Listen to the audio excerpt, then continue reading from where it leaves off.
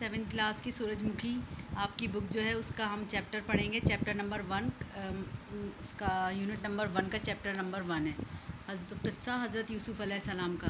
اب اس کا پس منظر میں آپ کو پڑھ کر بتا رہی ہوں کیونکہ یہ چیپٹر جو ہے وہ بہت بڑا ہے اور اس کے بارے میں تھوڑا سا میں آپ کو سمجھاؤں گی, آپ لوگ پڑھیے گا.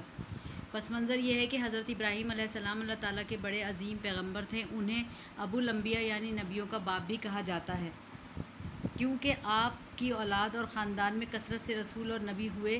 مسلمانوں, عیسائیوں اور یہودیوں تینوں کا سلسلہ ہدایت ابراہیم علیہ السلام سے چلتا ہے. حضرت ابراہیم علیہ السلام کا زمانہ آج سے کوئی 4000 سال پہلے کا ہے. حضرت ابراہیم علیہ السلام کے 2 بیٹے تھے, حضرت اسماعیل علیہ السلام اور حضرت اسحاق علیہ السلام. حضرت اسماعیل علیہ السلام ملک عرب کے شہر مکہ میں بس گئے تھے. حضرت محمد مصطفیٰ صلی اللہ علیہ وآلہ وسلم انہی کی اولاد میں سے ہیں. حضرت اسحاق علیہ السلام ملک کنعان میں رہتے تھے جو آج کل 2 ملکوں اسرائیل اور اردن پر مشتمل ہے. حضرت اسحاق علیہ السلام کے بیٹے یعقوب علیہ السلام تھے جنہیں اللہ تعالیٰ نے نبوت سے سرفراز کیا تھا. عبرانی زبان میں حضرت یعقوب علیہ السلام کو اسرائیل کہا جاتا ہے جس کے معنی ہیں اللہ کا بندہ. قرآن میں یہودیوں کو بنی اسرائیل یعنی حضرت یعقوب علیہ السلام کی اولاد کہا گیا ہے. حضرت یوسف علیہ السلام حضرت یعقوب علیہ السلام کے بیٹے ہیں. حضرت یوسف علیہ السلام کے قصے کو قرآن مجید نے احسن القصص یعنی قصوں میں خوب تر قرار دیا ہے. قرآن مجید کی ایک پوری سورت اس قصے کے لیے مخصوص کی گئی ہے. اللہ تعالیٰ نے اس قصے کے ذریعے حضرت یوسف علیہ السلام کے عزم و ہمت اور بلند کرداری کو آنے والی تمام نسلوں کے لیے مثال کے طور پر محفوظ کر دیا ہے. اب قصہ حضرت یوسف علیہ السلام کا اس طرح سے ہے کہ حضرت یوسف علیہ السلام حضرت یعقوب علیہ السلام کے بیٹے تھے جو کہ اپنی کردار اور عادات کی وجہ سے حضرت یوسف علیہ السلام سے حضرت یعقوب علیہ السلام بے انتہا محبت کرتے تھے, جس کی وجہ سے ان کے جو دوسرے بھائی تھے وہ ان سے حسد اور نفرت کرنے لگے. اور انہوں نے ایک دن پلان بنایا یا انہوں نے سازش تیار کی کہ انہیں اپنے سامنے سے یا اپنے راستے سے ہٹا دیا جائے. انہوں نے منصوبہ بنایا کہ حضرت یوسف علیہ السلام کو کنویں میں پھینک دیا جائے. اور پھر ایک دن سارے بھائی بھی حضرت یعقوب علیہ السلام کے پاس آ کر کہنے لگے, ابا جان آپ یوسف علیہ السلام کے بارے میں ہم پر اعتماد کیوں نہیں کرتے؟ وہ ہمارا بھائی ہے, ہم اس کے خیر خواہ ہیں, آپ اسے ہمارے ساتھ جنگل بھیج دیں تاکہ وہ ہمارے ساتھ کھیلے کودے. حضرت یعقوب نے منع فرمایا لیکن انہوں نے بہت اصرار کیا, خدشہ ظاہر کیا ایسا نہ ہو کہ تم کھیل کود میں لگ جاؤ اور کوئی بھیڑیا اسے کھا جائے. انہوں نے کہا نہیں ابا جان, ہم وعدہ کرتے ہیں ہم اس کی حفاظت اپنی جان سے بڑھ کر کریں گے. اور یوں نہ چاہتے ہوئے بھی حضرت یعقوب علیہ السلام نے اجازت دے دی. روایت یہ ہے کہ بھائیوں نے چراگاہ کے قریب پہنچ کر حضرت یوسف علیہ السلام کو بہت مارا اور گھسیٹتے ہوئے کنویں تک لے آئے. انہوں نے یوسف علیہ السلام کی قمیض اتاری اور انہیں کنویں میں پھینک دیا.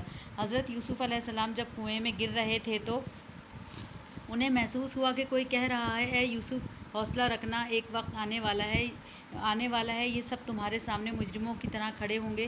وہ کنویں میں موجود ایک پتھر پر بیٹھ گئے.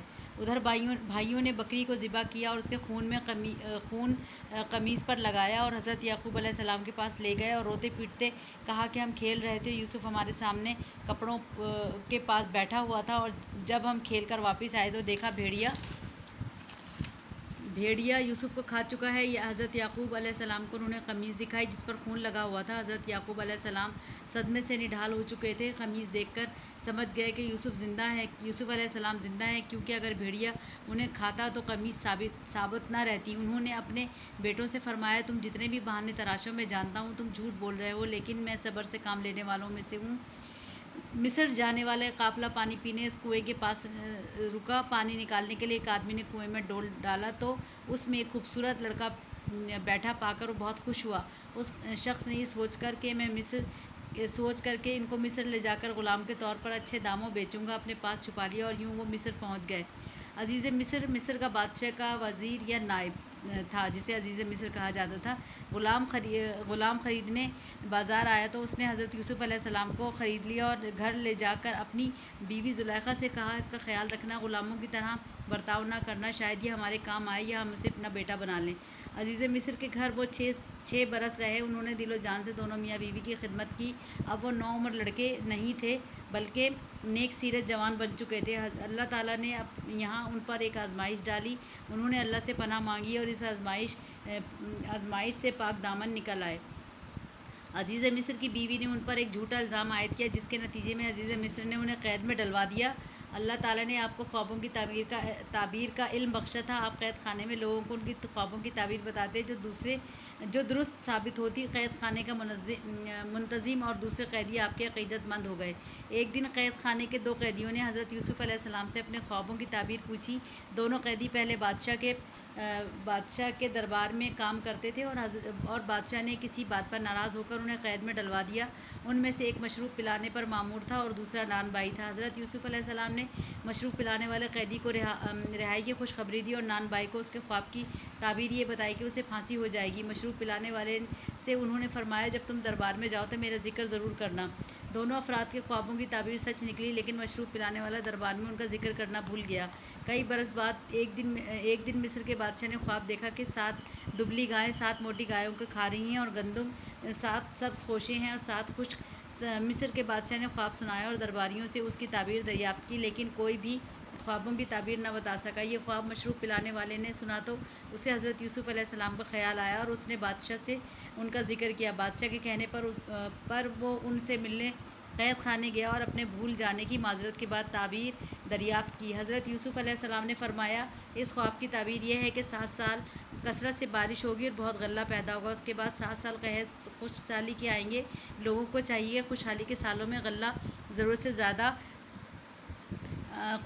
زائد ہو اور اسے خوشوں میں لگا رہنے دے تاکہ قحط سے بچ سکیں. اب یہاں تک میں نے آپ کو چیپٹر پڑھ کے سنایا. اب آئندہ میں سناؤں گی, اس کے بعد آپ یہ چیپٹر پڑھیے اور اس کو کام دوں گی تو اسے کمپلیٹ کیجیے. پہلے چیپٹر